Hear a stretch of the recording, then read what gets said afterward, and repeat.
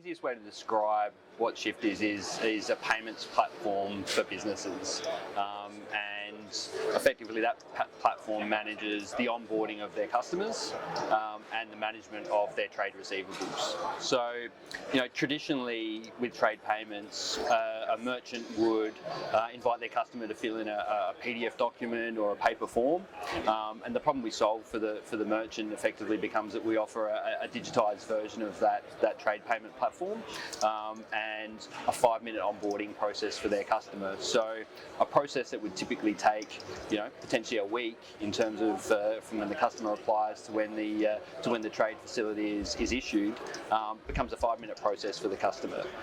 And so what that means for the merchant is that they can invite a customer on day one when the customer is ready to buy product, have a facility, and actually then start to invoice that customer immediately for the goods they're looking to purchase. So we look at it as a sales enablement tool for the merchant, so enable them to sell more and invite customers that they potentially wouldn't have potentially dealt with before. So when we onboard the customer, we're asking for a handful of pieces of data from that particular customer through the onboarding process. We're linking into their banking, similar to what they would do with Xero in connecting a bank account, and we're running our algorithm over it. This is the tech speak, and then assessing their credit facility and their viability to pay, and in doing so, we're able to then issue those credit limits to the customer. Really good example of how we help specific business. We've got a HB team member in the timber supply space. They've been a member of ours actually for quite some time.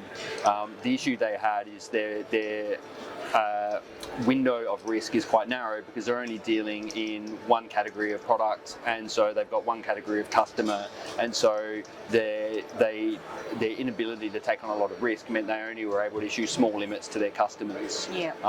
What we can do by looking at the customer's banking details and obviously spreading the risk over multiple industries, which is what we do, is actually provide a higher facility limit to those customers.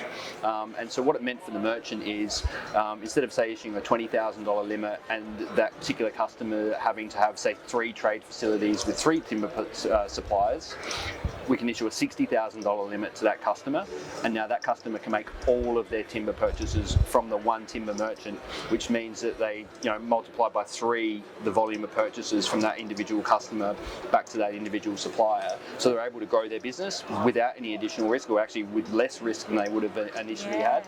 And for the customer it became much simpler because now they can make all of their purchases from one supplier.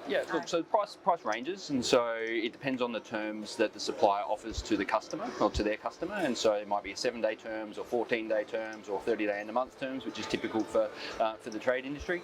And so there's a merchant service fee that's attached to those particular terms, and those terms can either be borne by the merchant, which some of them do, or they can be passed on to the customer. And what's the sort of scope of funding can you offer to customers? To customers? Oh, look, really broad, so up to $1 million in a trade credit facility. Right. And so typically those facilities churn every 30 days. Yes. And so obviously there's $12 million worth of purchases annually. And up to $50,000 of that is issued in within 5 minutes as part of the initial application process. And so $1 million would typically be within 24 hours. Okay. And is this sort of facility used for seasonal buyers or for special buyers, or you can encourage the customer to use it to take advantage of those specials? Absolutely. Look, so I mean, it's designed for consumables and everyday purchases, and so customers and merchants will transact every day and frequently on the service.